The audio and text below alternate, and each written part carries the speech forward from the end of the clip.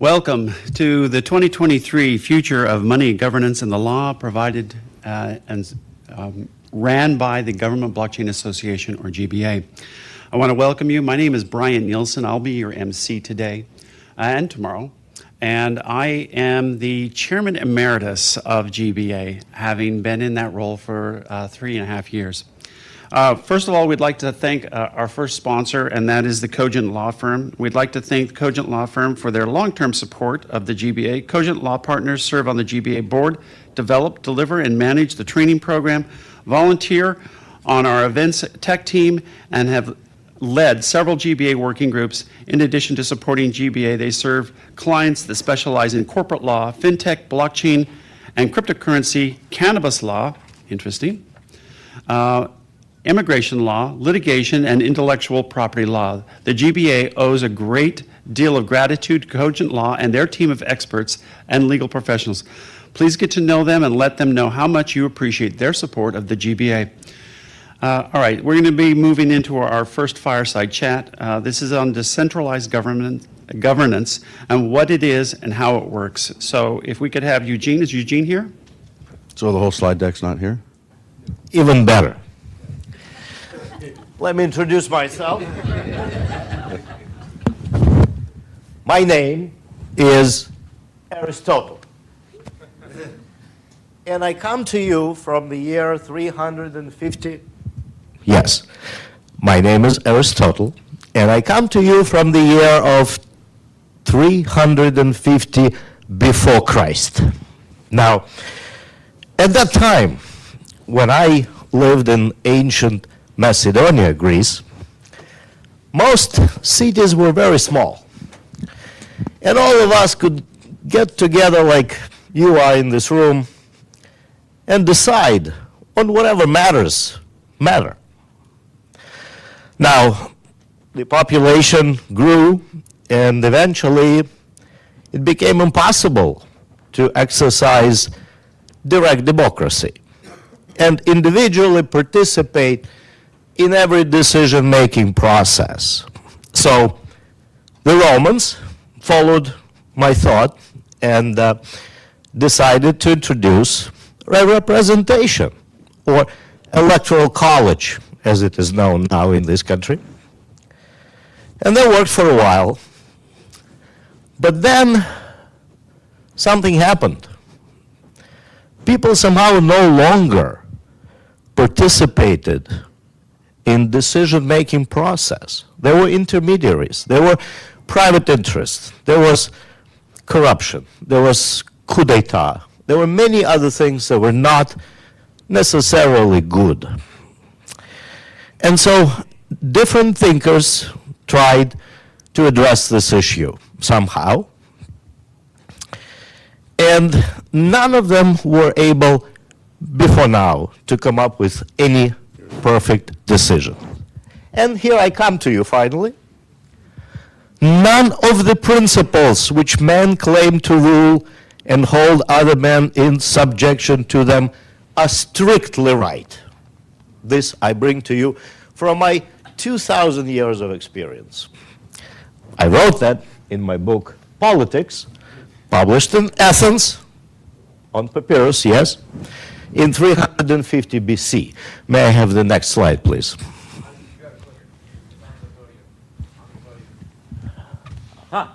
Technology. So some say I was widely respected among Muslim scholars of Middle Ages who called me as the first teacher, and among medieval Christians like Thomas Aquinas as simply the philosopher, while the great Italian poet Dante Alighieri called me the master of those who know.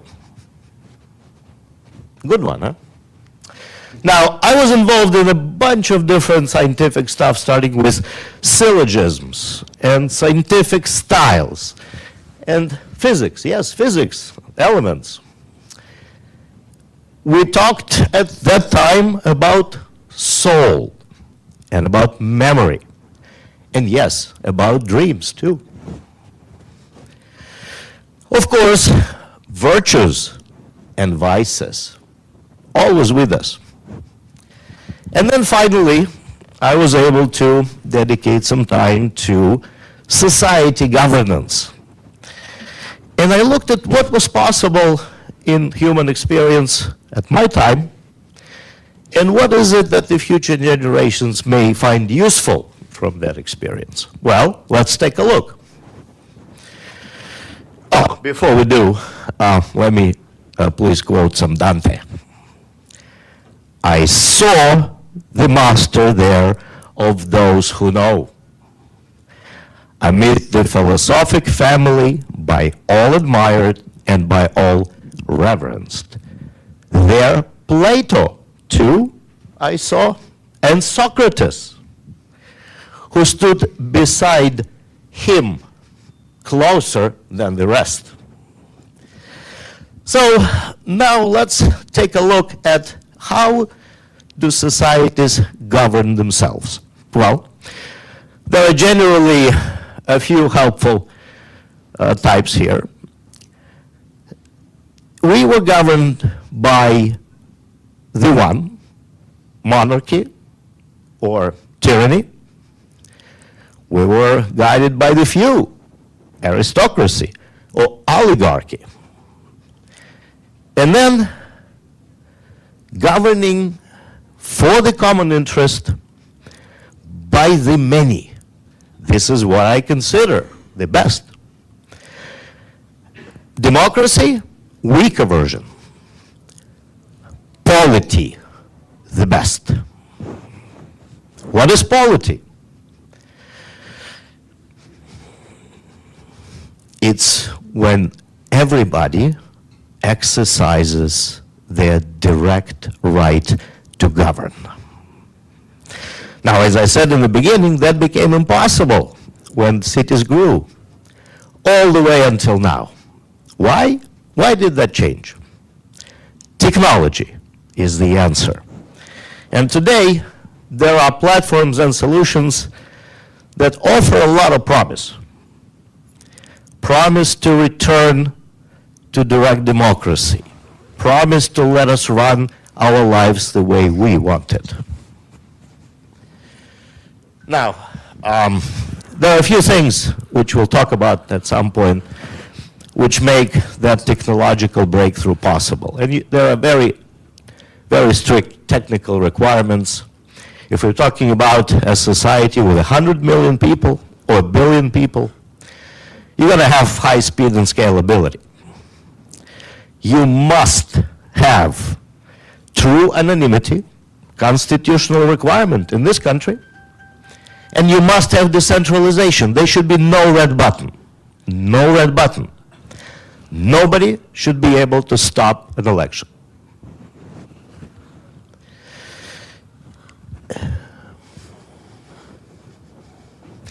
And with that, I now give you people who today continue my thoughts of 2,000 years ago.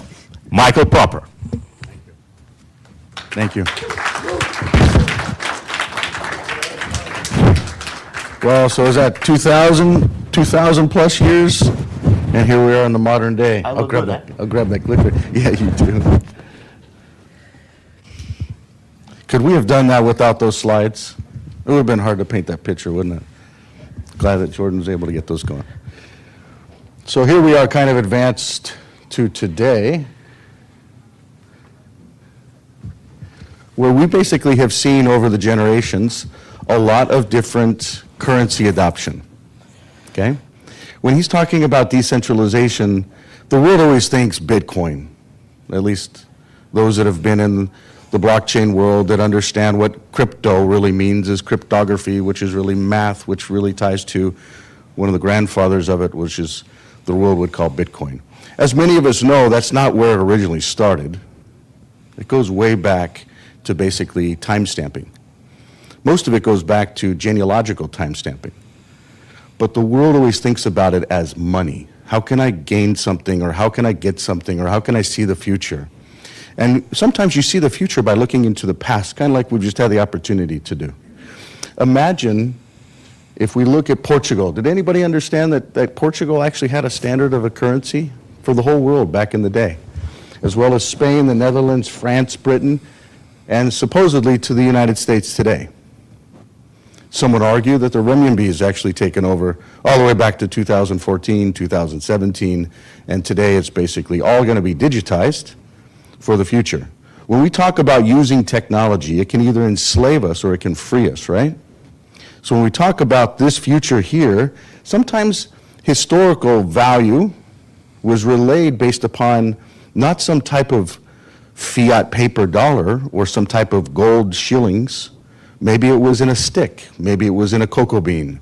But the point is, over time, what we just heard around innovation and technology can enable this future. The question is, what will become after this? We're standing in the capital of the United States of America that builds policies and procedures around currency, exchange. It directs a lot of things, but who really is here doing that? When we talk about many to many to many, decentralization with true transparency absolutely is a true and correct principle. So what we want to kind of run through is how decentralized systems can actually be better than a centralized system. Most of you would concur with that? Anybody not concur with that? Decentralization is always better than centralization. If you don't, come talk to me after. So when we talk about decentralization, we talk about cryptography, I would say it's actually been a nightmare over the last decade, maybe 11 years. Primarily because people don't understand key management. They don't understand true ownership. But imagine a world where the individuals can actually interface with keys, like you already have keys. You have keys to your vehicle, to your house, or maybe a credit card. That number on the front of your credit card is a public key. The number on the back of your credit card is supposedly a private key. But when you go and buy a loaf of bread, you give away both your public and your private key at the same time. It doesn't make a lot of sense. But in the decentralized world, you actually retain your private key. But what if you actually had key rotation and key management built in for the future? So in other words, today, I had a wonderful conversation with a gal who asked some very intelligent questions around what happens when people actually lose their keys. Today, they can go to a bank and say, hey, I want my bank account number, please. What's my routing number? What's this SWIFT thing? What's these codes that I need? But just like our founding fathers talked about, where there's liberty, there's also responsibility. So if we're going to be able to govern ourselves, we have to be able to manage our keys correctly. So key management is a very important part of this digital future, but the individual must own their own keys. Imagine, and I believe that the GBA is doing a wonderful job in balancing from government to freedom. Right in the middle where you've got decentralized systems meet centralized systems, there's a balancing act that's very difficult. And I believe that this is one of the most advanced bodies in the whole world that's being able to juggle the combination of the two. Is it doing it perfectly? No. But with all of the opportunities and the vendors and the service providers and the technology and all the moving parts, there's not a better organization if you ask me. And I've been in technology, decentralized technology, for well over a decade all around the world, and I'm telling you, right here in DC, a lot of the policies can be created if it's engaged and seen the right way, and I think the GBA is doing a wonderful job right in the middle of it. Imagine a future where technology can be owned by everyone, not controlled by the few, totally open source based, and you can actually log in with a simple scan. You can create a simple business, whether it's a simple LLC or a corporation that actually has ownership that you'd want to sell, or a decentralized autonomous organization, or maybe a special purpose vehicle, or maybe it's just a simple community. But that's a cryptographic-based company that then actually has members and managers and owners that can create assets. And it can use multi-key signatures to say, hey, this asset, maybe it's a country. You actually create a country that can then create its own digital currency that can then say, with these 5 signatures, we can create more, So we can take fiat money out of the system and put digital money into the system. But the key is the countries on their own are decentralized. What else is decentralized? We're sitting in D.C. The United States of America from the founding forefathers was decentralized. The rights, the privileges, the keys were decentralized to the counties, to the sheriff. The sheriff has more power than the president of the United States, if you really understand governing law. So if the technology can actually follow that and enable counties or cities or provinces or state or countries to be able to autonomously take care of themselves, why can't the individual? You have kids, you want to pass a value, maybe you work hard your whole life and you actually pay for a home, pay for a car, but then you suddenly die. Maybe you have an insurance policy. Now we start understanding about death tax, probate, and a lot of other realities that gets lost and goes to the state, whereas the individual may not understand estate planning and succession planning. But if we actually, as individuals, use this identity system as parents, as children, as folks that may, today we may govern our children. When they're 18, we may give them keys. When we turn 68, we may give them our keys, so when we pass on. So it's this point of a life cycle around how humans can actually interact, not just at the county or the province or the nation level, but as an individual, as a family, as a community, how we actually all truly live. We actually live in decentralized communities, whether we realize it or not. When you look at the people that you actually live around or that you communicate with, I would argue that some of us may be thinking, nah, he doesn't understand my world. I'm actually always on a plane. But when you really look at who do you email, who do you socially connect with on social platforms, how do you connect with them, there's a difference between physically saying hello versus in the digital world. I would argue that that digital world, how we connect, is its own providence. It's its own governance system. It's its own structure. GDRP or the European Union or this country or that country, just because water separated it, it circumvents that.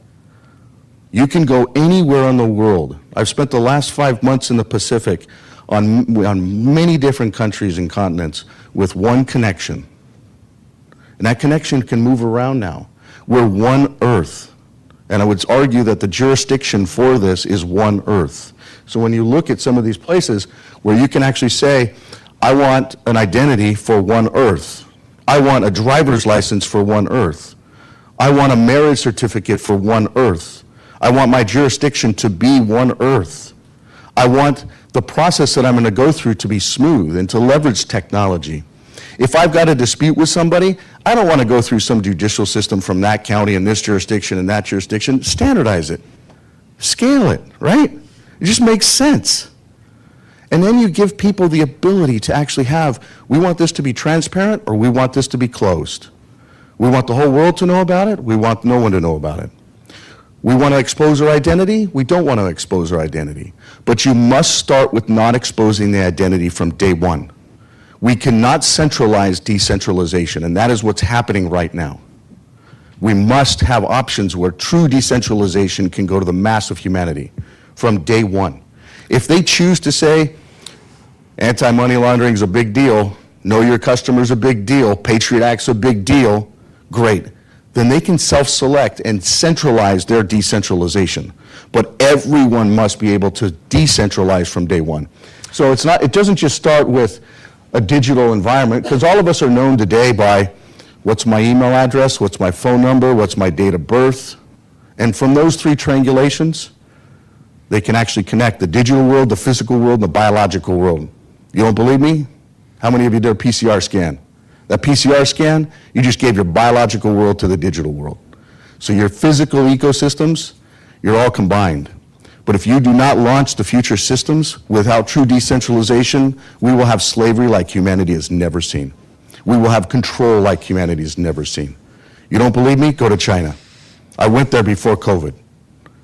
They actually moved their whole financial system to a digital system. But you know what? The keys are owned by the government. So when we talk about digital domains, we all operate in a digital ecosystem today, whether we realize it or not. Imagine identity, passports, driver's licenses, marriage certificates. We talked about land management, disputes. Imagine if you can actually create a business that has digital assets that are all over the place. Maybe it's a boat. Maybe you say, you know what? I want this apartment, but I only want it 6 months out of the year. I want to actually give someone, maybe I want to gift it, maybe I want to sell it, maybe I want to transfer it. Maybe I'm a country and I want a certain other country to fish in my waters and to say, you know what, for every day you're in my waters that I can see your ship transponder code, you're going to be paying us this, and we can verify if you paid us. And it's time-stamped. If you didn't, you pay this fee. We're talking about transactions in the future that are so simple and so clean and so automated. But we have to start from a base where everyone, the individual, the company, and the assets are all decentralized. And then we can talk about things like this. Imagine currencies, equities, and commodities in the stock market, but it's all automated. I don't have enough time to go through it, but imagine something simple like this, because we'll all understand this. So imagine an employer and an employee, which I think is a form of slavery. But let's say we've got an employer and an employee, and right when this individual gets paid $1, 6% of it goes to the tax, right? Or whatever that is. Then you've got also, imagine like a Social Security system. Some parts of the world it's a Provident Fund, in the United States it's a Social Security. So imagine if those things are automatically paid. There is no tax reporting that this individual has to do, as long as they just, all of the systems are in compliance with. So they can say at the end of the day, yes, all my funds are flowing in through this system, it's all automated, check. But you know what? It's a public key that actually files that tax that links to a Social Security number. You don't even need to use your name. That's on one side of it. There's two types of payments in the world, where someone's getting paid and someone's making a payment. So let's say this employee that's been enslaved by this employer basically then goes to a store and says, I want to actually purchase something. Imagine if the sales tax goes to that governing body. Imagine if the store gets paid for them selling the product. Imagine if the actual product or the manufacturer's supply chain actually gets paid. Then imagine if the social or Provident Fund gets paid at the same time. But then someone could say, well, that's great, it automates everything. But what happens when that consumer says, you know what, I don't want this hotel room anymore? But they've already paid for it. Imagine if that can be clawed back and paid back. We're talking about accounting in the future. We're talking about automation in the future. And we don't have to be scared of all the jobs that it's going to replace.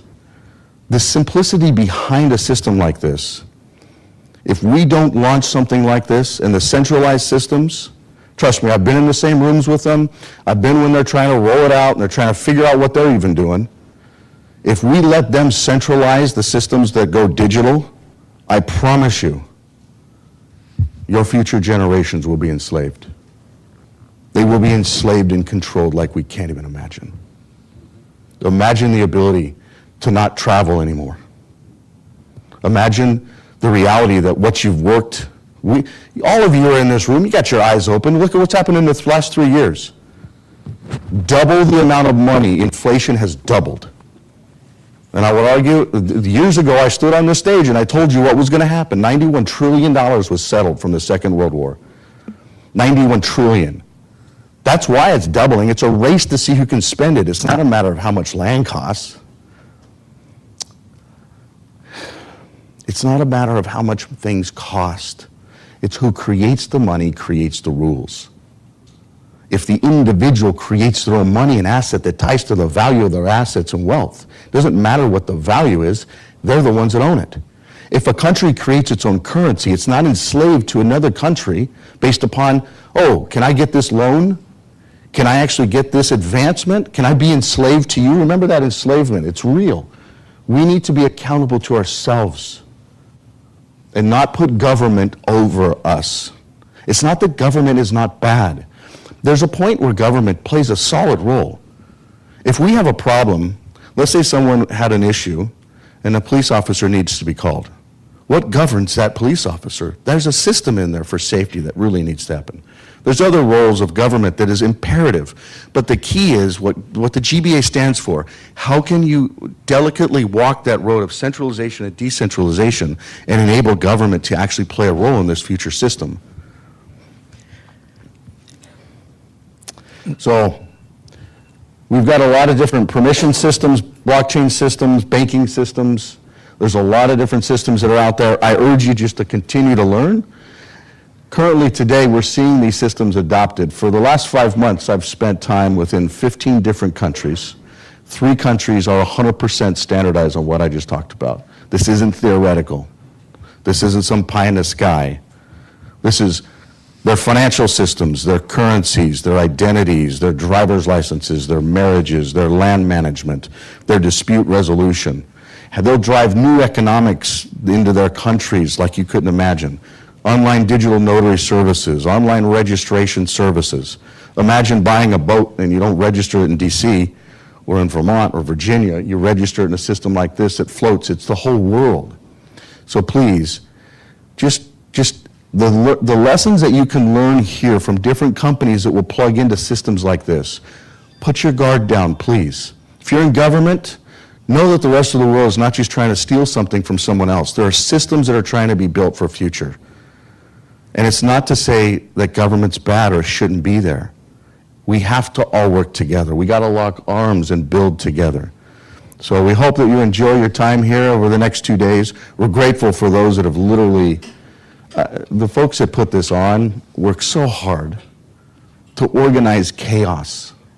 It's not easy to do what they do.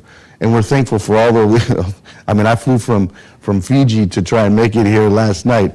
Those of you that come from crazy parts of the world, thank you. Thank you for trying to understand what is going on. What can you do? How can you be better stewards over your citizens in your country? How can you serve them? So those of you that came from other countries, thank you. That's basically it. So. And just a few words, Michael, thank you, to bring you back from the domain and realm of technology back to us real people down here. Now, how many of you know what's the total number of words there are in English language? Anyone? 200,000. Anyone else? 200,000 going once? 600. Who said 600? There you go. That guy is in the know. So, can you remember 12 of them? I think you can. So if you can remember 12 random words out of 600,000, you own your identity, you own your money, you own your future. What can be easier? 12 words. Now, some of us who work in different communities, different networks, remember 4, 5, or 6 sets of 12 words. There's nothing complicated in that. All of you learned Shakespeare in school, right? So that's where we're going, Michael. You remember 12 words? You own everything. You don't. You stay in the back 2,000 years ago. Thank you so much. It's been a pleasure.